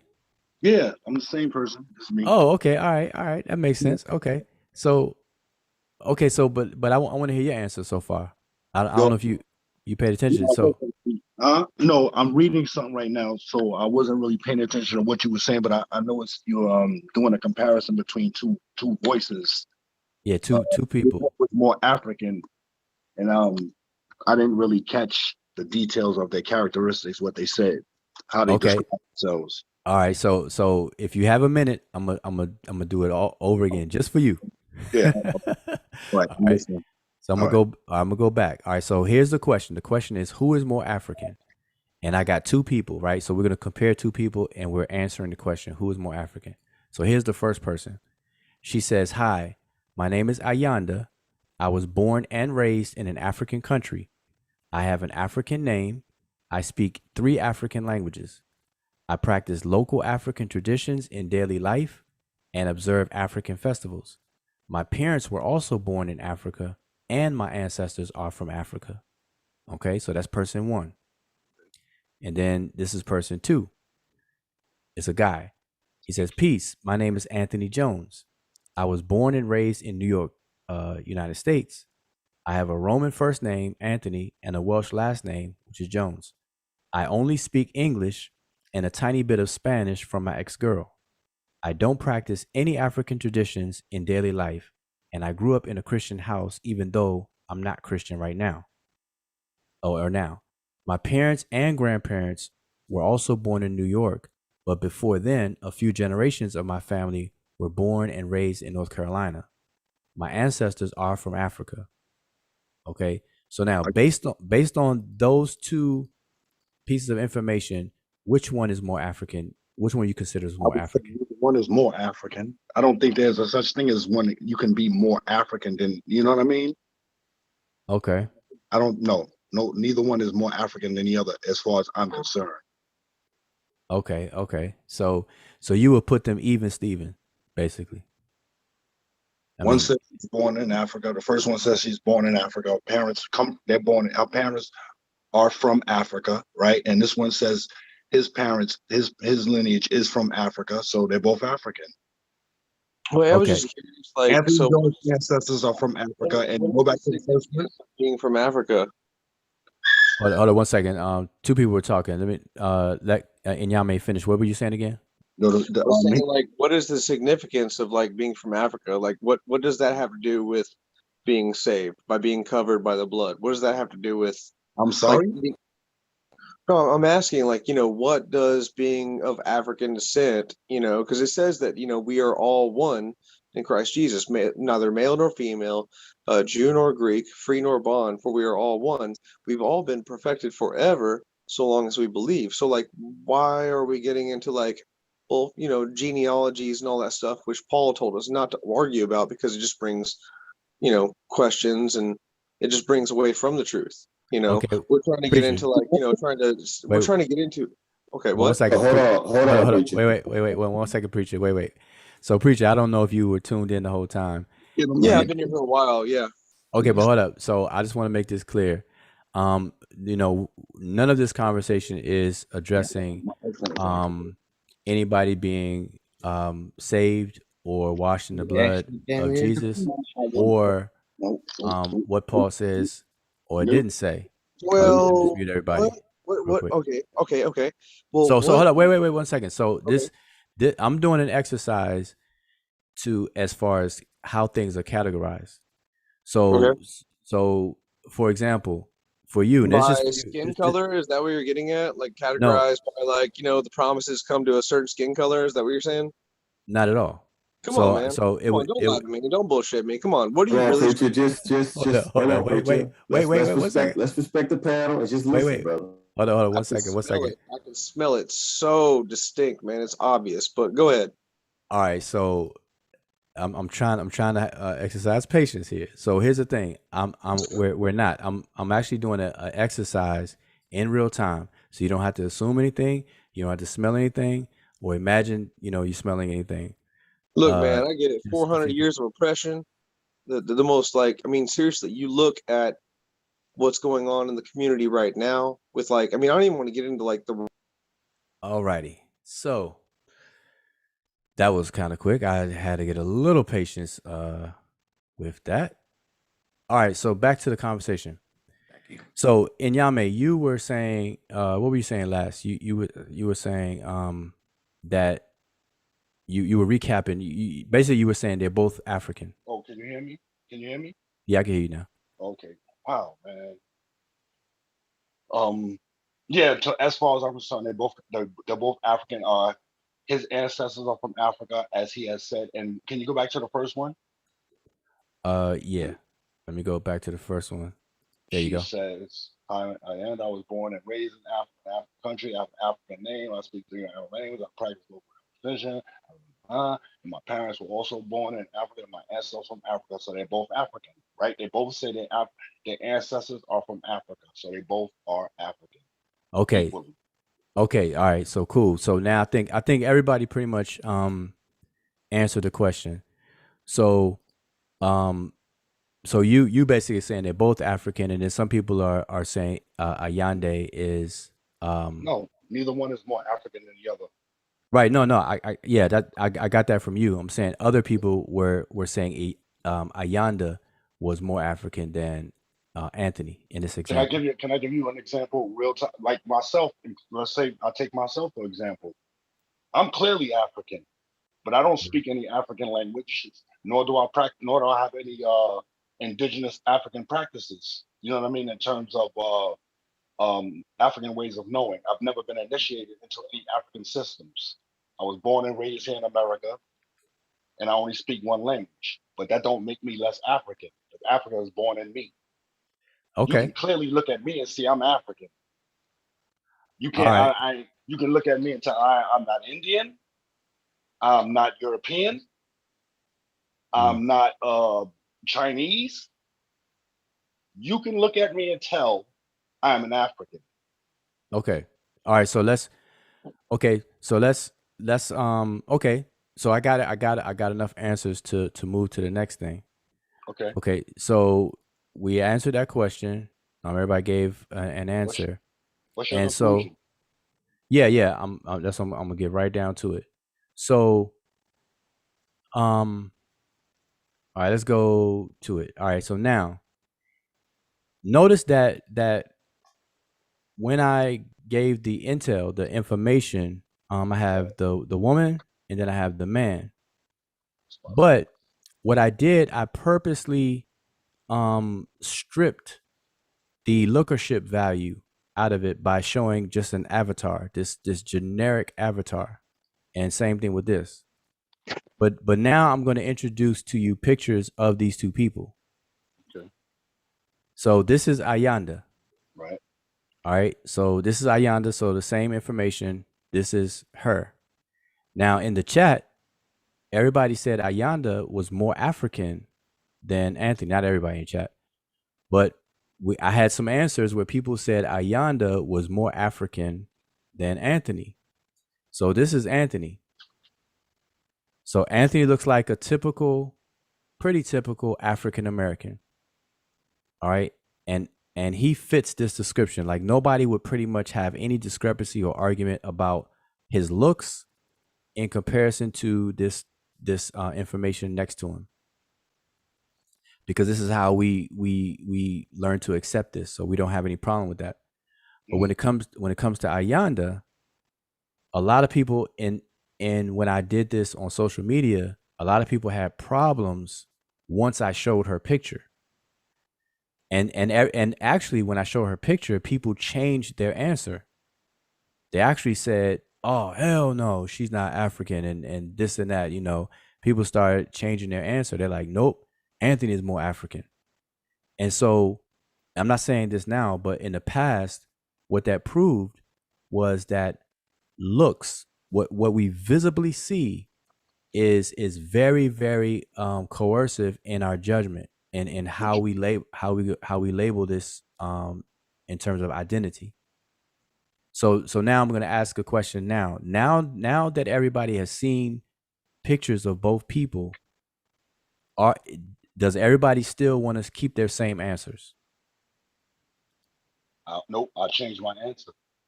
Yeah, I would still like to keep mine. Let me He give you said, why I changed my answer. Let me tell you why I changed my answer. all right, Let me go ask ahead. you. Let me ask you a question. All right. So, would it be in terms of ancestry? Because that's Mhm. what I'm going to focus on, ancestry. So Okay. she says her ancestors are from Africa, correct? Yeah. Yep. So would it be safe to assume that her ancestors were one of the colonizers that came into Africa? No, because all humans, and she's a human, all humans have African ancestry, so she's correct. Her ancestors are actually from Africa because all humans can say that. All humans can say they come from Africa on a biological level, right? On a cellular level. Yeah, on the ancestral level. Yep. On because ancestors, you descend from the previous generation going all the way back, and so she's correct that her ancestors are from Africa. So we don't take in consideration the mutation that No, we occurred. can't. No, we can. But I'm just saying she's No, but you're oh, saying that that's not a distinction because of the mutation that occurred during from the ice ages. no, it the a mutation occurred, yes, and So that would present a distinction, but it doesn't take away. Like in other words, that mutation does not make this statement false do you find because her would her haplogroup be indigenous to the continent of Africa? most likely not. But all haplogroups originate in Africa, though. Like Right. L becomes other things once it leaves the continent. But the point is, ancestral lineage, she traces back to Africa. Yeah, I think the thing is, the statement that is written and what if that person was saying that, that would be correct. What you're saying also would be correct, but they're correct in different levels. So that's what you have to understand. What she's saying is correct because Right, all right. human. Yeah, and then what you're trying to say also is correct because you're basing your under you are defining of ancestors coming from Africa as recent African ancestry, while somebody else could define it differently. So both statements could be true depending on how you define it. So it's just that simple. Yeah, so I perfectly understand what you're saying, and that's true. But like I said before, all of humanity has African ancestry. And so it's not until we start to break down time, ranges of time or time eras of time, do we can we make distinctions from how long ago the African ancestry is. So so in other words, her African ancestry would have to go back further than his. He has a recent African ancestry where she has a more distant African ancestry, but both of them have African ancestry. And so what this exercise did on when I did it twice, it was because the first time I didn't show the picture, and I let that post, man, it had like 250, 300 or more comments. I mean, people would just comments, nested comments, everything. Then when I showed the picture, that's when all the fuss happened. When I first did it with no picture, it was just comments. Everybody was pretty much agreeing, and this, that, and the third. Once I showed the pictures, all hell broke loose. And the reason why is because in today's time, and this was one of the purposes of me doing it. It goes to show that we have a shift in in the rule of how we group humans. Now we rely on looks way more than how we rely on culture and other things that they used to do in ancient times. See, they didn't use the lookership in ancient times to group people. The main thing was culture. Culture was king. And within that, it was language. In other words, you could look like somebody um, in ancient times, you could look like somebody, but if you spoke two different languages, you were not them. Like if I was an ancient person, in wherever, and I spoke one language and you look like me, same skin color, same pretty much hair texture, whatever the case is, that didn't matter. If you didn't speak my language, you were not of my group. I wouldn't group you with me. And so this is something we have to learn and understand, that it changed today. We don't do that anymore today. We have this predominant lookership thing. And that exercise that I did, I call it a social media experiment, and it just bore out the data that people rely on looks. Now, if I were to use this picture, if this was Ayanda, and this is what I did on social media, when I changed Ayanda's picture from this person to this person and said the same thing, the same text, the same information with this person, and compare this person with Anthony, everybody agreed that this person is more African than Anthony. All because of the looks. Only because of the looks. So right here, the same facts, the same set of facts that are written beside this picture, she is less African than Anthony, but the same set of facts, but with this picture, now she becomes more African than Anthony. And that's very telling. That reveals that we have this almost arbitrary way of grouping people now. And that's a problem. And so I'm bringing this up tonight because, like I said, the question about whether the Egyptians are black or white is really just has no value at all. On just the study part of the culture of Egyptian culture, but also even if we were to drill down, everybody would just run into a logic brick wall. Well, you know, that's not my argument, right? I've Yeah, never been a part of that argument. No. You know, it's always been about culture when it comes to that. Yeah. Everybody knows No. that the ancient Egyptians are an African civilization. Period. Point blank in the story. Exactly. And that's where the period should stay, so that we can get on the other side of the period and actually study the daggone culture. You know. And I don't understand why people have such a problem with it, you know, with the Egyptians cohabitating with the surrounding cultures. I mean, they incorporated Assyrians, Hittites, and others into the land. I mean, what's the problem? They had babies with them. So let me just wrap up this exercise and point and everything. Then we got like 12 minutes to kind of chat. So I'm sorry, before you do, can we pick this up tomorrow night? I'll be a little more prepared for my argument against you. well, I don't think you have an argument against me, because I mean, no, listen, I want to be more specific and, you know, a little more Okay. detailed, because I was generalizing today. Okay, but I mean, else. that's okay, that's cool. We can, but I'm just saying that I don't really think that we disagree. I really don't. I didn't find anything you said that I disagree. I think Emicat hit it on the head though. No, she did. And this is what I'm driving is, we have to pay attention to the level.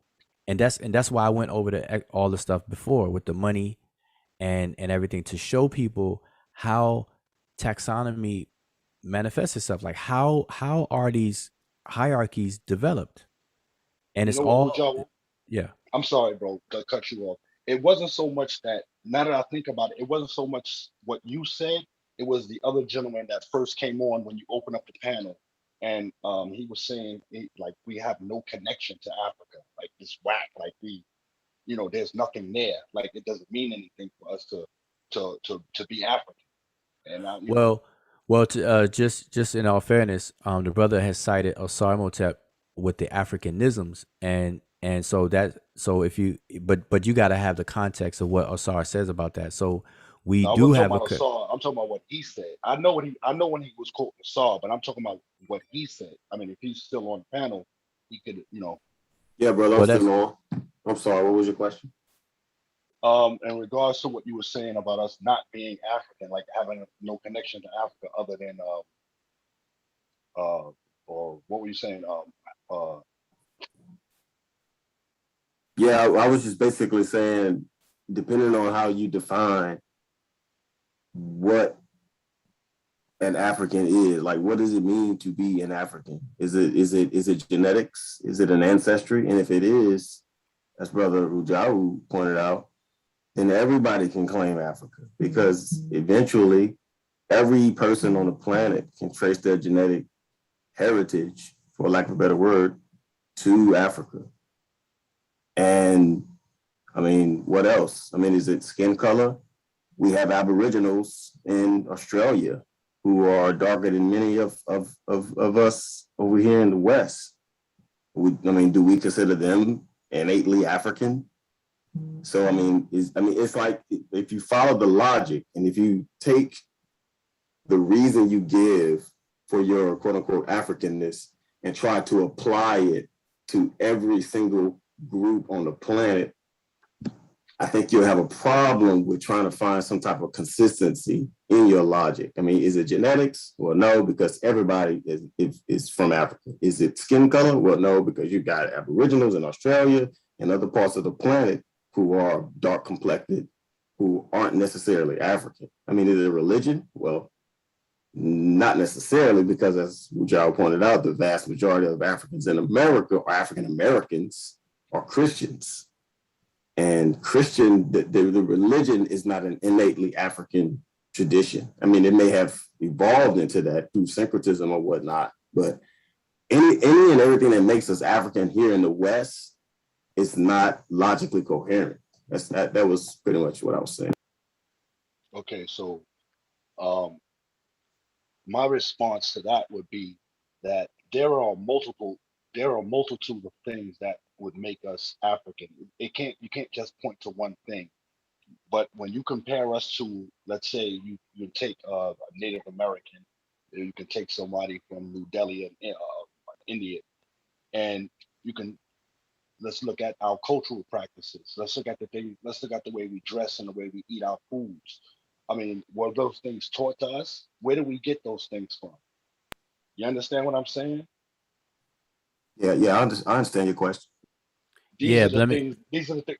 What I'm trying to say is that these are the things that make us distinct from these groups, aside from the phenotype.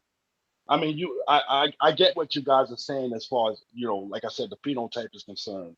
Dark skin, lips, nose, so on and so forth. That's deceiving. But like I said, what the things that make us distinct from others is our culture. And you have to ask that question. How did we acquire our culture?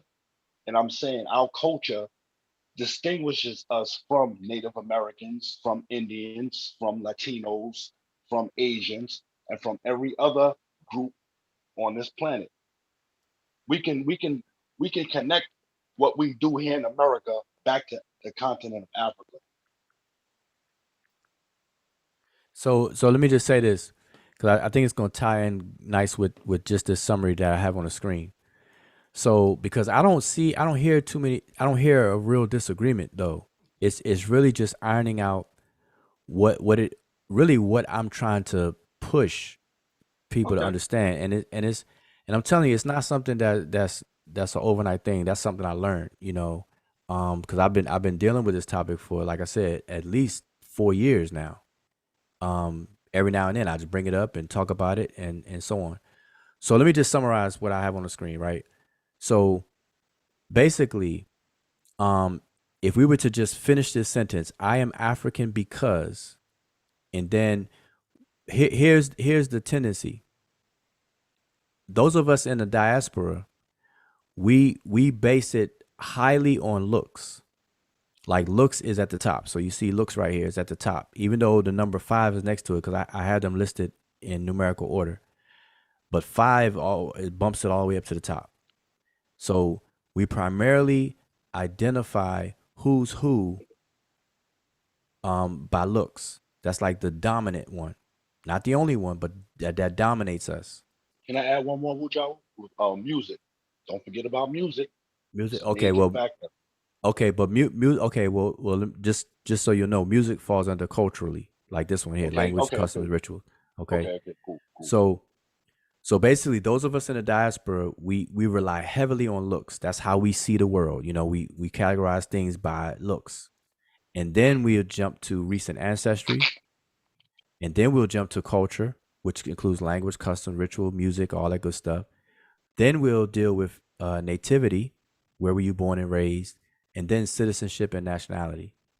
But now, on the continent itself, the majority, I'm not trying to speak in absolute, so I'm not saying 100% of all Africans who live on the continent say this, but the majority will do it this way. Culture will be the top thing. So culture to people will equate to our looks. Like we depend on looks heavily, whereas other people depend on culture, which includes language, customs, ritual, music, and all that good stuff. Then they run to nativity, where you're born and raised. Then recent ancestry, then looks, and citizenship and nationality. That's a different way of processing identity, concept of identity, based on those of us in the diaspora versus those on the continent. Even with the influence of the Western world or colonialism and slavery and everything, this is how it comes out in the wash. And so the point, I guess a takeaway here is that we need to be mindful of this for right here and right now today in 2021, but also when we're studying historical or ancient cultures, we have to understand that even if today there's a difference in this processing today between continental Africans and Africans of the diaspora, then imagine in ancient times the people on the continent. They did not see it and process it the way we do, because even continental Africans today don't see it and process it the way we do. So we have to always understand that. And finally, all the way back to Egypt, right? The whole concept, the whole argument about whether Egyptians are black or white is really falling into looks, which is a recent thing that we do today. It's a modern social construct, number one. And then we're retrofitting it and applying it backwards in history to apply to Egyptians when they never categorize themselves as that or in that way. Of course, they had eyes. They're human. They had eyes. They could see. So they could see differences in how people look, but they never categorize people based on it, though. That's the difference. So I will argue that the looks, number 5, is the most superficial. Like, yes, it's the most superficial. And that would be true because looks is a proxy. See, we use all these things as a proxy today, but they can never give you any form of accuracy or whatsoever. And I tested that as well. I wish I had a slide for that, and I'll bring that up next time. But I tested the whole thing on looks. I tested it in real time with real people on social media. Just like I did this social media experiment, I did another one just focusing on looks. How useful is it? And I demonstrated how is as you just said, it's the most superficial out of all of them. The strongest one is culture. That's just what it is. Because what you are outside of yourself, outside of your physiological makeup and all that kind of stuff, what you are is how you engage other fellow humans. And that engagement is going to be based around what we call culture. That's going to dictate how you behave, your disposition about this and that and third. And we understand it, but we don't focus on it. Let me add on to that, Mujali. As in terms of culture, and this is why we know that the ancient Netch, we know that Nile Valley civilization was an African culture, because we can see that in various West African groups throughout time. Various right, groups and in that's East Africa and West Africa. We can see the same cultural practices. You know, I'm sorry, Dad, bro. No, go ahead. No, and I was going to say, you don't see that anywhere else in the world. You don't see those cultural practices in Europe and Asia and in Eurasia. You only see those in Africa. The motifs. Right. So, and that's what we refer to as trying to sift out cultural continuity. and all of that good stuff. And that's what, and we use certain tools to, identify those pieces. That's And the key. right. So culture is king. It has been in the past. It should be now, and it should be in the future. But we've sidestepped that, and now we've gone through a more superficial level of looks. And that's creating the problem. That's why people are arguing. And the whole point is black or white, who cares? Because people are arguing that and they're getting nowhere. It just becomes conversation, entertainment. It's just something to talk about. It's a waste of time at this point. Because Egyptians did not identify people based on their looks. They identified them based on culture, just like everybody else did. That's it. And so this whole thing about that is just a waste of time. So that's pretty much all I wanted to kind of share. And I hope I didn't lose anybody in chat. I know Desharab, he said, I didn't know Wujao taught the Remich were white. See, now if you heard, listen, see that statement right there, I'm just gonna take as a joke, because nothing in anything I said tonight ever makes that claim. I think he's just joking. Yeah, I know. That's what I'm saying. I have to take that as a joke. Because we have no attestation where the Egyptians call themselves black neither. But my whole point for tonight, like that statement has to be a joke, because Yeah. I titled the video "White or Black, Who Cares?"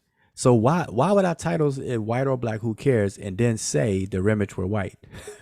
You know what? I still don't think a lot of people can grasp the concept that in ancient times they did not see race the way we see race today. They did not have the conceptualization of race the way we do today. It just Exactly. it just didn't exist. There was no black or white or Chinese. Man, it's hard, man. Yeah, see, look, Too. I'm sorry, brother Zane. Go ahead. yeah, I just want to say, like, about a while back, which I was trying to ask a question about when do we use the white or black situation. I was going to refer to like 1966, because that's actually when the social construction theory came about. So the theory of social constructionism was introduced in the 1966 book, The Social Construction of Reality, by sociologists Peter L. Berger and Thomas Luckman. Well, listen, this topic can definitely we could talk more on this. I wanted to kind of limit it to this aspect of this scope of the conversation, but it could spin off now. So I don't want to get too far and too late. So I want to kind of shut it. Say it again. Did the Christian preacher leave? Is he still there?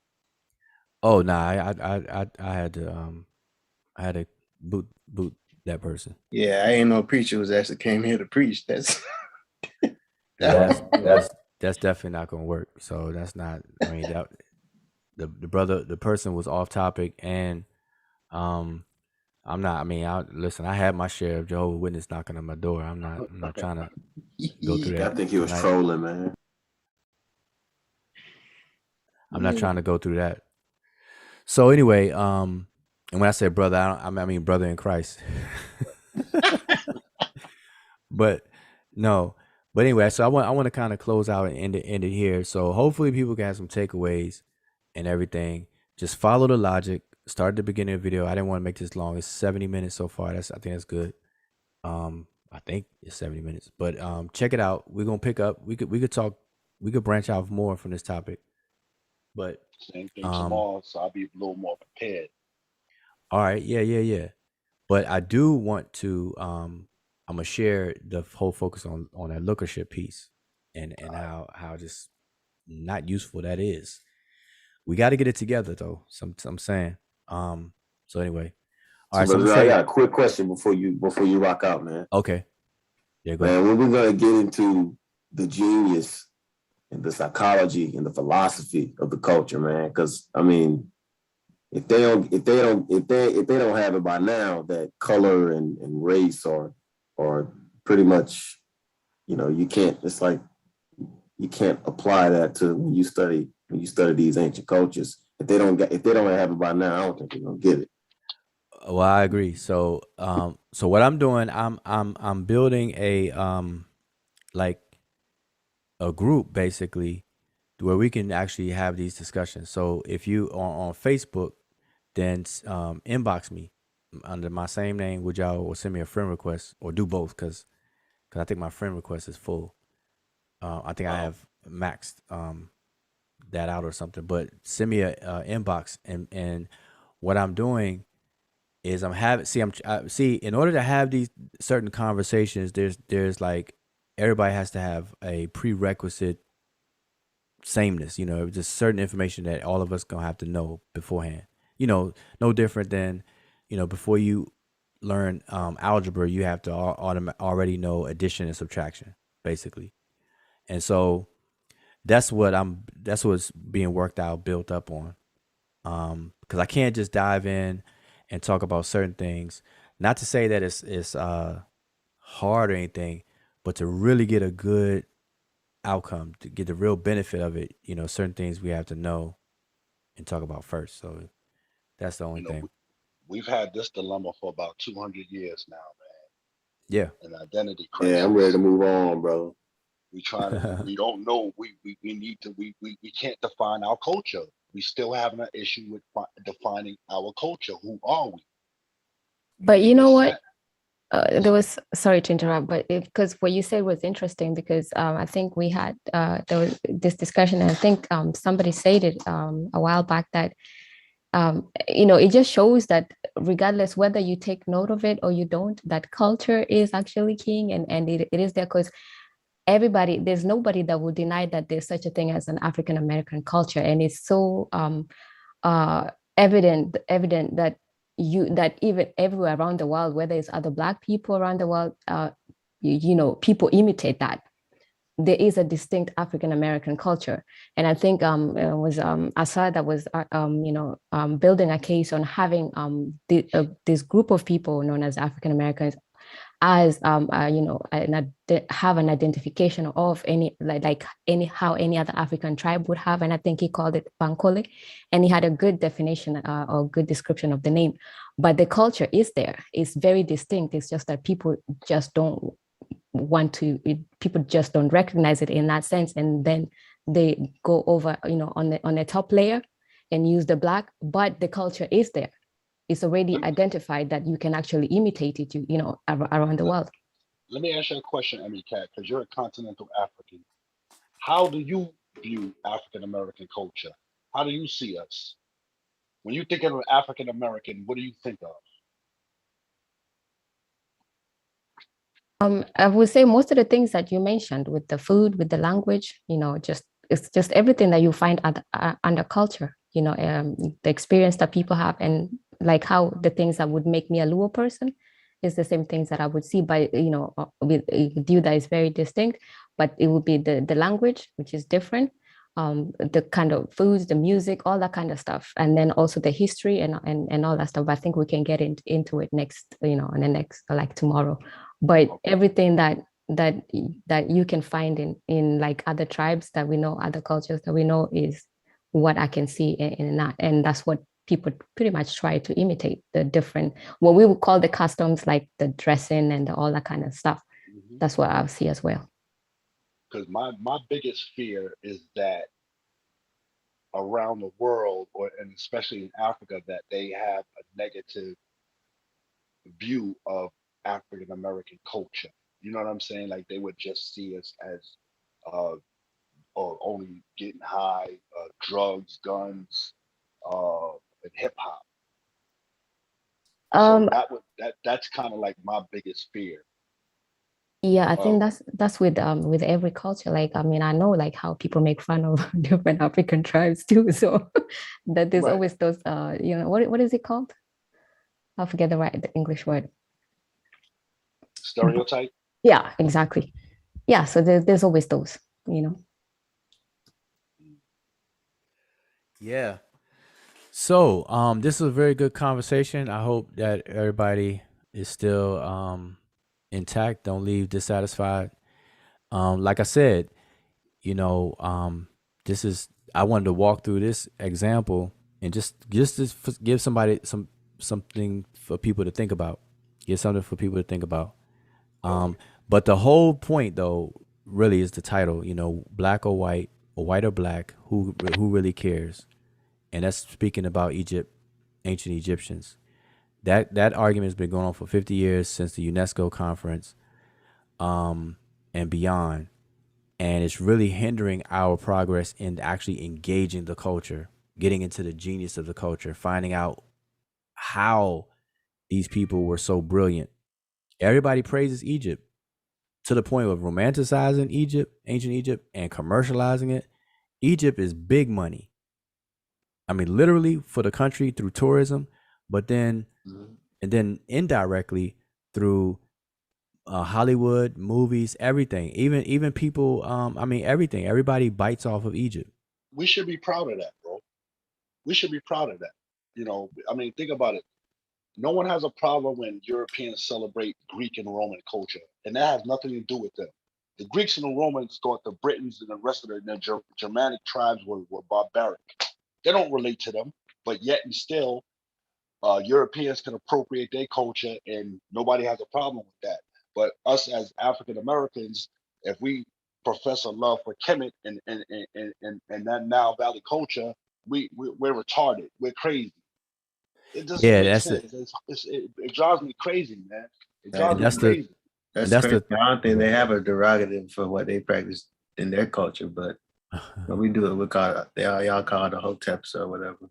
the whole tempers and everything. But see that's a good point. The point I was making is that that's where we appear to stop, though.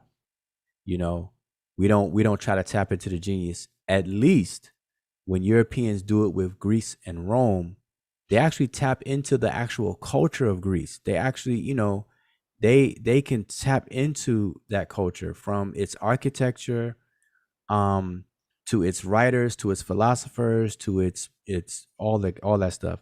But when it comes to It, Egypt, everybody but stops at a Ankh, wearing but Ankh isn't that earrings, Ankh tattoos. right?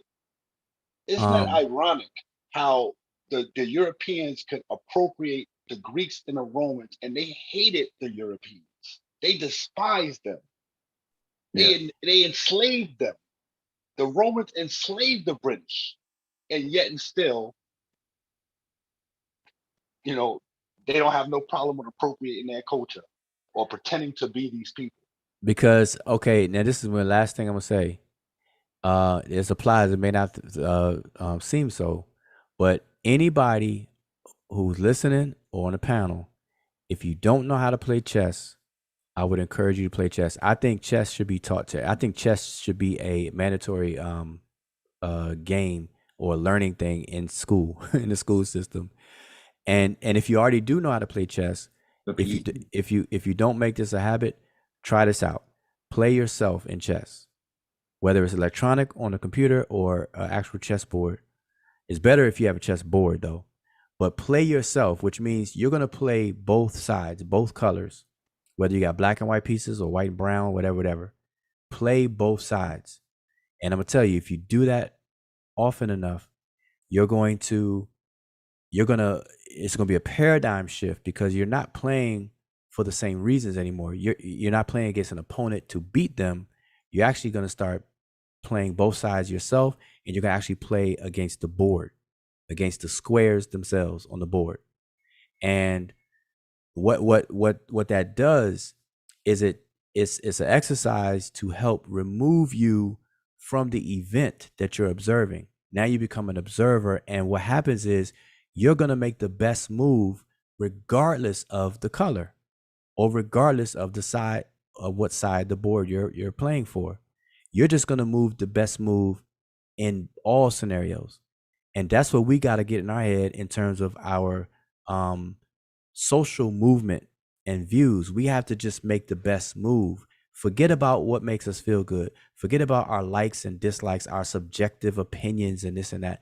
We have to move for the best move, even if we may not be used to it or we may not even like it. The question is it the best thing to do?